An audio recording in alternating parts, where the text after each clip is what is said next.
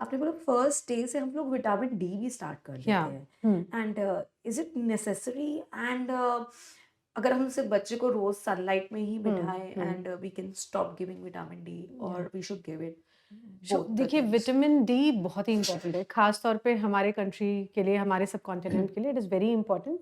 Sunlight में बच्चे को पूरा एक्सपोज़ करके रखेंगे तब जाके थोड़ा बहुत विटामिन डी बना पाएगा बच्चा, है ना? ओके। और प्लस अगर उतनी सनलाइट हम देने लग गए, तो इतना पॉल्यूशन है, इतना टेम्परेचर वेरिएशन है, सीज़नल वेरिएशन है इतना, तो हाइपरथर्मिया बच्चे को ज़्यादा सनबर्न हो सकता है, बच्चे को ये इंजरीज़ हो सकती हैं, स्किन में डैमेज हो सकता राइट, है ना? तो राइट। यूवी रेज़ भी एक्सपोज़ हो रही हैं, इंफ्रारेड रेज़ भी एक्सपोज़ हो रही हैं, तो वो सारी चीज़ों से बच्चों को नुकसान भी हो सकता है।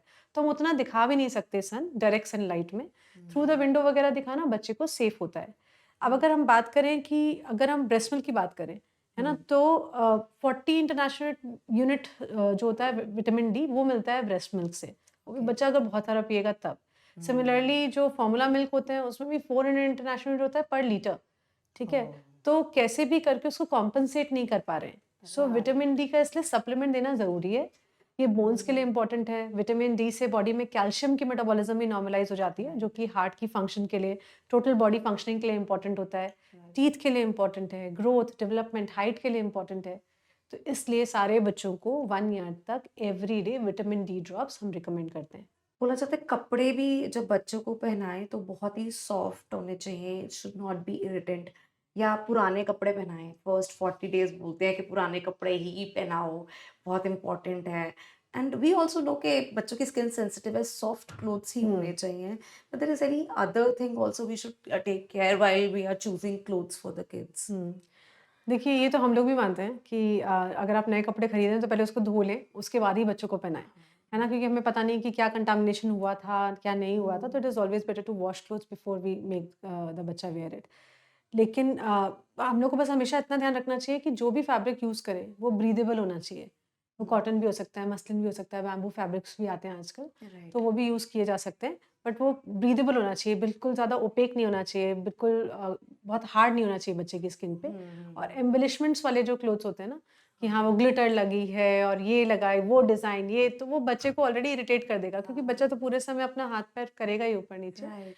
तो उन सारी चीज़ों का आपको ध्यान रखना होता है।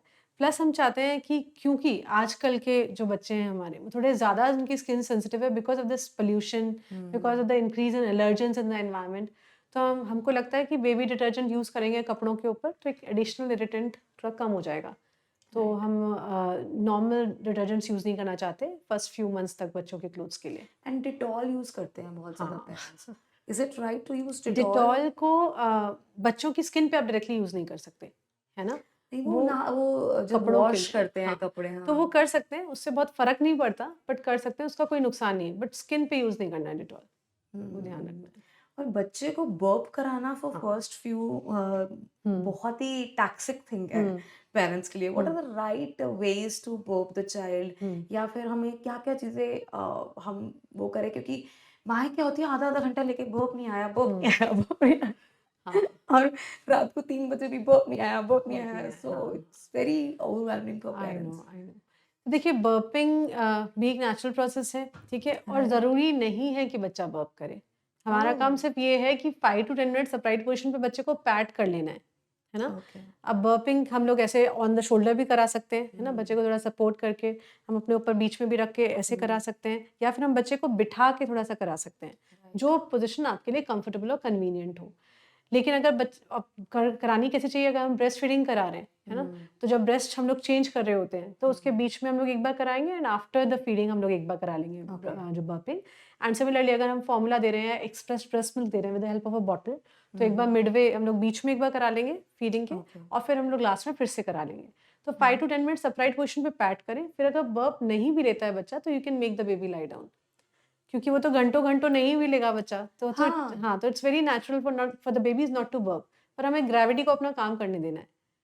ऐसा भी होगा कि हाँ, ठीक है मैंने लिटाया और बच्चे ने वॉमिट कर दी, यस। पर वो तो बर्प के बाद भी कर देता है, ठीक है? हम्म। सो दैट आपको बस अपराइट पोज़ीशन पे पैट कर लेना है उसको। एकदम से अगर आपने लिटाया उसको तब एस्पिरेशन का खतरा हो सकता है, ओके। कि यार बिल्कुल यहीं पे था और फिर उसने बच्चे ने एस्पिरेट कर लिया। लेकिन अगर वैसा नहीं आपने करा लिया है, फिर परेशान नहीं होना है। अगर स्पिट कर भी दिया, वॉमिट कर भी दिया तो कोई प्रॉब्लम नहीं होगी। एक वॉमिट से भी माएँ बहुत हुँ, प्रॉब्लमैटिक में रहती हुँ। हैं कि हर उसके बाद वॉमिट कर देता है, हर उसके बाद आज ये दही जैसी आई है, तो हाँ, आज दूध जैसी हाँ। आई है, आज इसकी semi solid I know, consistency हाँ। है। देखिए गैस्ट्रोएसोफेजियल रिफ्लक्स होता है, स्पिट अप्स तो होंगे ही, है ना? और हुँ, स्पिट अप्स जो है वो 3.5 महीने तक तो रहते ही हैं, मतलब 1 मंथ से यूजुअली शुरू होते हैं, 3.5 महीने तक रहते हैं और जिन बच्चों में गैस्ट्रोएसोफेजियल रिफ्लक्स डिज़ीज़ होता है, उन हुँ। लोगों में और लंबे चल जाते हैं। 8 टू 10 मंथ्स तक ओह! भी स्पिट अप्स और वॉमिट्स होती रहती हैं। और हुँ। परेशान हो जाते हैं पेरेंट्स क्योंकि पूरे समय बस कपड़े ही चेंज कर देते हैं, इतनी राइट, वॉमिटिंग होती है, इतने स्पिट अप्स होते हैं। एब्सोल्युटली। सो वो भी एक नेचुरल प्रोसेस है और जो हमने कॉलिक के टाइम किया था कि डेयरी एलिमिनेट करते हैं, तो हुँ, वो एक हुँ। ट्रायल किया जा सकता है इन बच्चों के साथ। क्योंकि जब ज़्यादा गैस बनेगी, जब ज़्यादा एसिडिटी होगी, तब बच्चों को ज़्यादा रिफ्लक्स बनता है। हुँ, हुँ। सो उसमें भी बस वही है, लेकिन इसके भी कोई लॉन्ग टर्म कोई प्रॉब्लम्स या कॉन्सिक्वेंसेज़ होते नहीं हैं। तो बस पोंछा और वापस शुरू हो गया क्योंकि बच्चा तुरंत ही माँग लेता है। राइट, उसने वॉमिट करी और 10-15 मिनट बाद वापस द बच्चा इज़ रेडी कि ये मुझे और दे दो, है ना? तो ये सो बहुत ही थकान वाली चीज़ है आई नो। मॉम के लिए। हाँ, उसने तो माँगा हम कैसे दें? सो देखिए वही है कि अगर हमारा बच्चा 1 मंथ से ऊपर का है ना? और हुँ, आपको लग रहा है हर फीड के बाद वॉमिट कर रहा है, तो लास्ट फीड से आप 20 टू 30 ml कम देने की कोशिश कर सकते हैं। अगर फिर भी वो हाँ। माँग ही रहा है, उसने ज़िद लगा ली कि नहीं मुझे तो चाहिए, तब आप ऑर्थोडोंटिक पेसिफायर्स यूज़ कर सकते हैं, है ना? तो ये हुँ। सारी चीज़ें जो करी जा सकती हैं, लेकिन ये जितनी चीज़ें हैं, कॉलिक है, रिफ्लक्स है, स्लीप इश्यूज़ हैं, ये जितनी और इरिटेबिलिटी, क्राइंग ये तो झेलनी पड़ेंगी भाई अभी, तो चलेगा पूरा कार्यक्रम है तो। तो आपने पैसिफायर बोला तो हुँ। मैं एक पीडियाट्रिक डेंटिस्ट हूँ। हाँ। हम तो पैसिफायर बिल्कुल नहीं बोलते। मतलब अच्छा। फॉर अस तो हुँ। Pacifier is a big no no. अच्छा। हाँ, चलो अगर बहुत ही प्रॉब्लम में हाँ, कॉलिक वाला बच्चा है हाँ, एंड उसको सूद करने के लिए मॉम हाँ। को बहुत ज़्यादा फीड देना पड़ता है, हुँ, देन वी से कि ठीक है आप पैसिफायर्स यूज़ कर लो। हुँ, एंड बट वो भी आप 6 मंथ्स के तक ही यूज़ करना है, 3 मंथ्स तक ही हुँ। यूज़ करना है। What's your take on pacifier? So हमारा ये है कि हमें बच्चे की भी शांति चाहिए और घर की भी शांति चाहिए, है ना? हमें चाहिए कि सब लोग इतने खुश मतलब इतने आराम से रह पाएँ कि बच्चे पे ध्यान दे पाएँ, फ्रस्ट्रेशन पे ना रहें।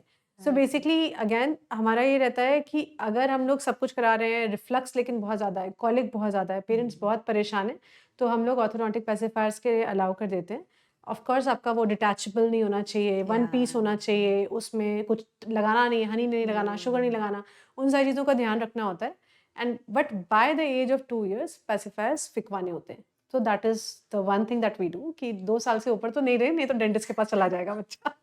हम तो 6 मंथ्स के बाद ही व्हाट हाँ, वी से इज़ 6 मंथ्स के बाद जब हमारे टीथ आने शुरू हो हुँ, जाते हैं and at that time also if your child is hmm, using pacifier for a very very long time, hmm, I'll not say if they या are using for few minutes of and course, हाँ, उनको settle करने के लिए आप use करो then it's hmm, fine. कई बच्चे होते हैं बाहर जा रहे हैं तब भी pacifier है, घर पर है pacifier है, हुँ, मतलब every wake up time they have pacifier in their hmm, mouth at that time. और अगर आपका टीथ इन इरप्शन फेज़ है हुँ, तो डेफिनिटली प्रॉब्लम्स होंगी। हुँ। सो नहीं तो ये वाली भी चीज़ होती है कि कई बार बच्चे को नहीं मदर्स को आदत हो जाती है पेसिफायर की, है ना? एब्सोल्युटली रात में बच उन्होंने उठी ही देखा बच्चा सो रहा है लेकिन पेसिफायर बगल में पड़ा तो लगा दिया फिर से, लगा दिया, है ना? हाँ, तो बस वही कि जब ज़रूरत नहीं है तब तो पेसिफायर ना यूज़ यूज़ नहीं करो, करना है। यस। तो वो तो हाँ, ऑफ कोर्स वो तो फॉलो करना ही है कि जब ज़रूरत नहीं हुँ। है तो कैसे पेसिफायर यूज़ करें। ऐसे नहीं है कि हर समय बस बस बच्चे हाँ, को कह रही पैसिफायर अच्छा के साथ मिसिंग है कुछ मेरे बच्चे में लगा दो चलो। लगा दो, या क्या नाम है, अब स्ट्रॉलर में लेके जा रहे हैं, बच्चे के बस मुँह में पैसिफायर दे दिया, बच्चा अपने हुँ, आप सोया हुआ है, वो कंटिन्यूअसली 3-3 4-4 हाँ, हाँ। घंटे नहीं उसके लिए तो माइंडफुल होना ही पैसिफायर, पड़ेगा ऑफ या course. It's hmm, very hmm, important to be hmm. Mindful.